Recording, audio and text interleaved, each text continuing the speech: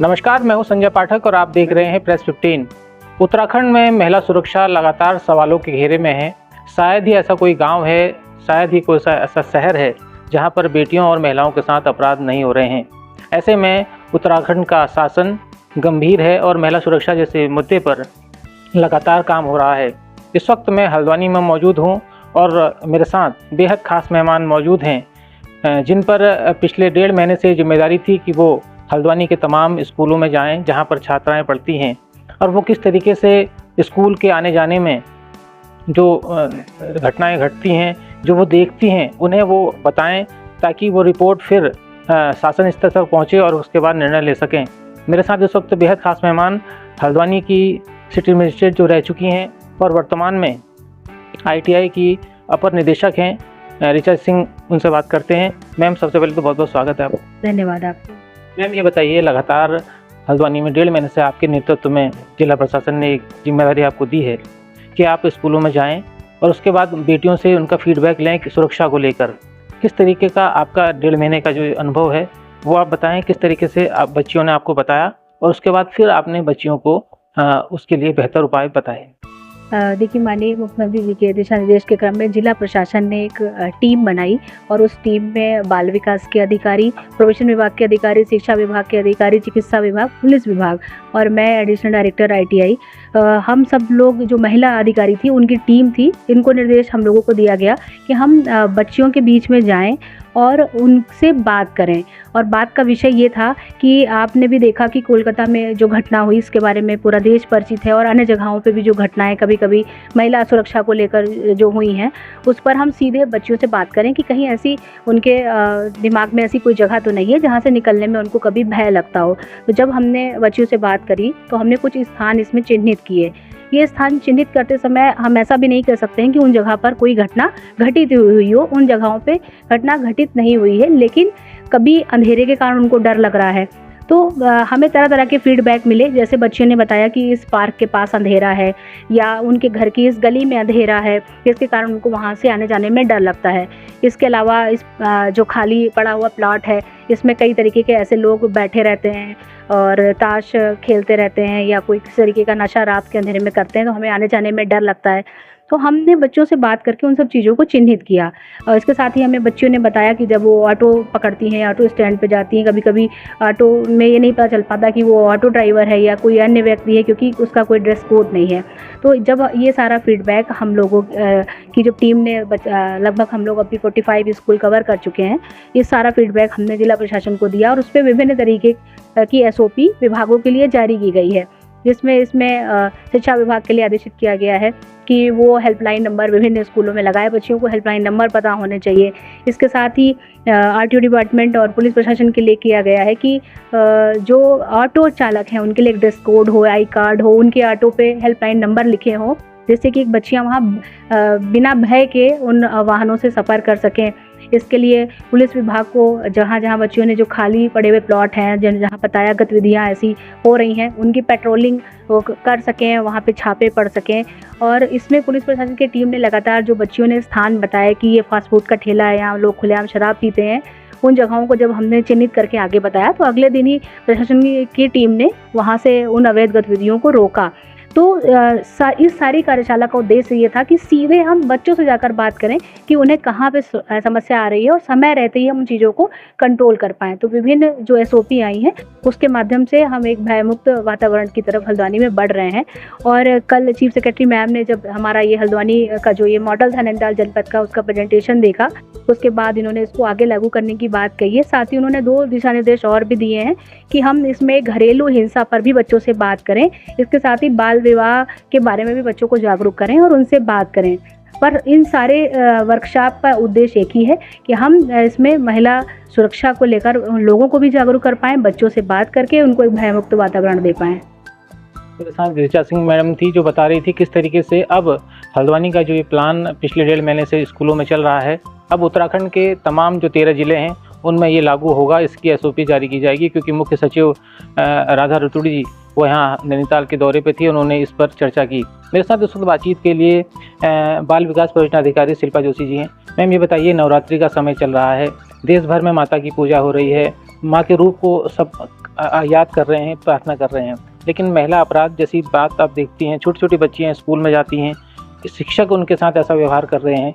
ऐसे में पिछले 1.5 महीने का कार्यकाल आपने देखा जो अब स्कूलों में गई, क्या कहेंगी एक अधिकारी के तौर पर और एक अभिभावक के तौर पर, एक बच्ची की माँ के तौर पर, क्या ये सब्जेक्ट, इस पर जो पहल हुई है ये स्वागत योग्य है और अब इसमें आगे क्या होने वाला है? सबसे पहले तो धन्यवाद। ये बहुत अच्छी पहल जो है ये जिला प्रशासन ने शुरू करी है। हम लोग इसमें इन्वॉल्व हैं और हम लोग के द्वारा ये जब किया जा रहा है तो हम लोगों ने जाकर जब बच्चियों से बात करी तो हम लोगों को भी पता चला कि कहाँ कहाँ पर कौन कौन से एरियाज़ है जहाँ पर उनको परेशानी हो रही है। छोटे से बड़े लेकर जितने भी बच्चियाँ हैं हम उनको इसके लिए हम उनको हेल्पलाइन नंबर्स भी प्रोवाइड करा रहे हैं, उनको कुछ ऐप के बारे में भी हम लोग बता रहे हैं।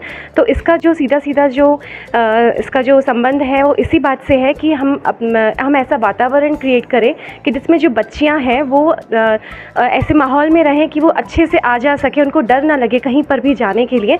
तो ये इसी का एक कड़ी है। अभी हमने जैसे हमने इम्प्लीमेंटेशन फेज़ हम इसको कहेंगे कि अभी हमने शुरुआत ही करी है। अभी आगे देखिए इसमें बहुत सारी चीज़ें हैं जो होनी है। SOP लागू हो गई है, आप देखेंगे कि फ़र्क पड़ेगा आने वाले 1 महीने में। हो भी रहा है, पड़ भी रहा है। हम लोग डेली की रिपोर्ट्स जो हम लोग भेज रहे हैं उसमें काफ़ी सारी जगह चिन्हित हो रही हैं, चिन्हित होकर उन जगहों पर छापे भी पड़ रहे हैं और आप लोग अखबार में खुद ही आप लोग देख रहे होंगे कि काफ़ी सारी जगह में असर पड़ रहा है, स्ट्रीट लाइट्स लग रही हैं।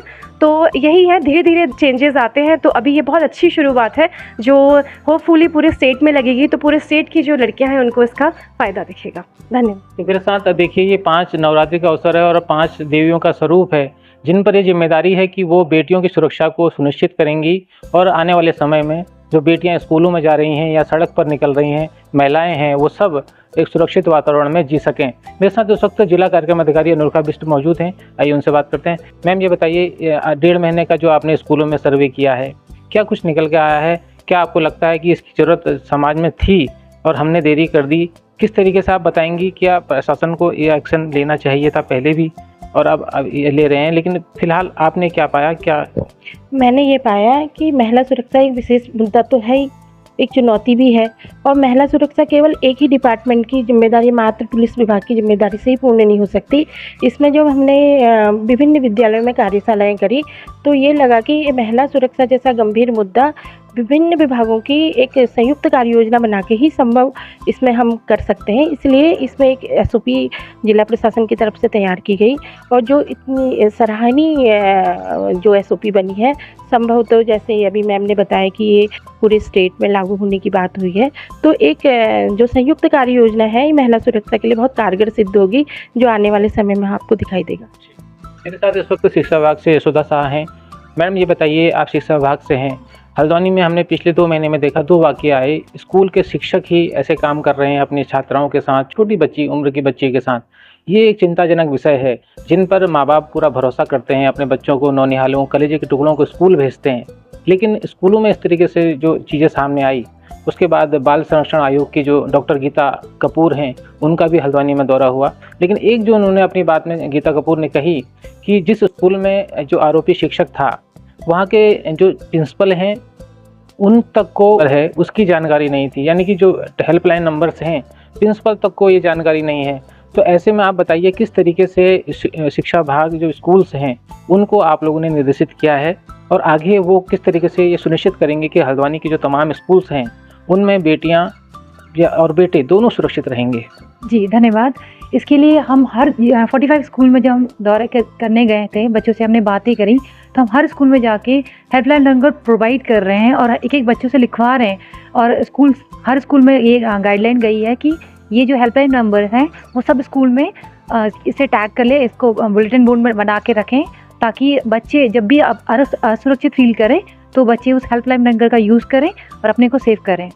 तो इसलिए हमारे शिक्षा विभाग चाह रही है कि ने ये SOP बनाई है कि हर स्कूल में सारे हेल्पलाइन नंबर को प्रोवाइड करेंगे। मेरे साथ इस वक्त जिला प्रोबेशन से काउंसलर तबस्सुम जी हैं। मैम ये बताइए, आप जिला प्रोबेशन से हैं, ये जो सामाजिक चिंता है बेटियों की सुरक्षा को लेकर और महिलाओं की सुरक्षा को लेकर, ये कितना चिंताजनक आपका विभाग मानता है इसे और अब आप लोग इसमें क्या कर रहे हैं? धन्यवाद पहले तो सर। देखिए ये विषय जो है वो ये बहुत चिंताजनक विषय है और हमारा विभाग इसमें पहले से ही बहुत काम कर रहा है। और हम अभी जैसे आपने सब लोगों ने बताया है कि 45 लगभग स्कूल हम सब कवर कर चुके हैं।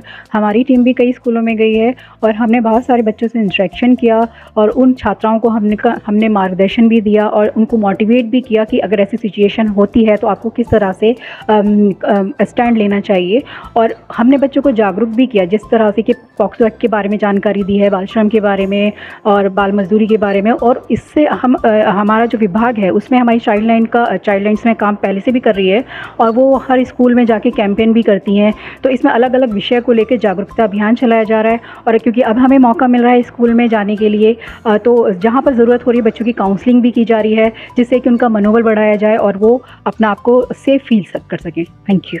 ये थी उत्तराखंड की हल्द्वानी की 5 सरकारी महिला अधिकारी जिन पर ये जिम्मेदारी है कि वो बेटियों की सुरक्षा को और ख़ासतौर पर सार्वजनिक स्थानों पर सुनिश्चित करेंगी और स्कूलों में भी बेटियां सुरक्षित महसूस करेंगी। आखिरी सवाल मैम आपसे, कितना सुखद ये पूरा अनुभव आपका रहा? आप क्योंकि आप प्रशासनिक सेवा में रही हैं, हल्द्वानी में मजिस्ट्रेट तौर पर आपको देखा है लोगों ने, लेकिन पहली बार आप बेटियों के साथ स्कूलों में घूमी हैं, बकायदा 1.5 महीने का पूरा आपने समय लिया।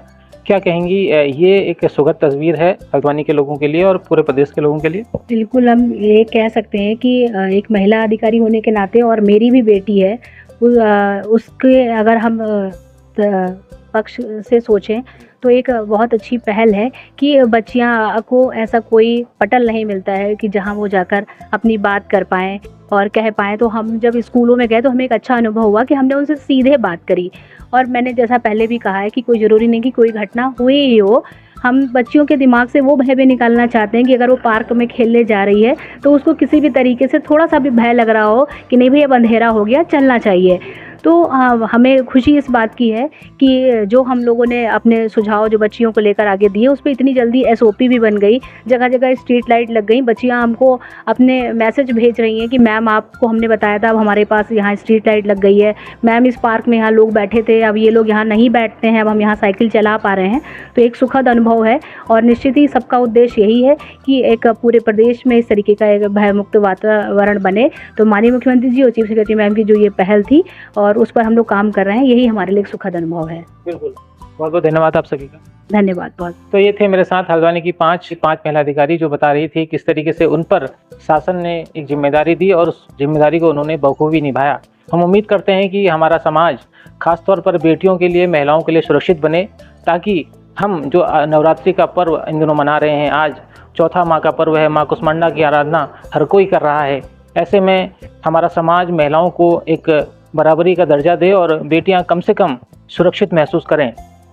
संजय पाठक, प्रेस 15, हल्द्वानी।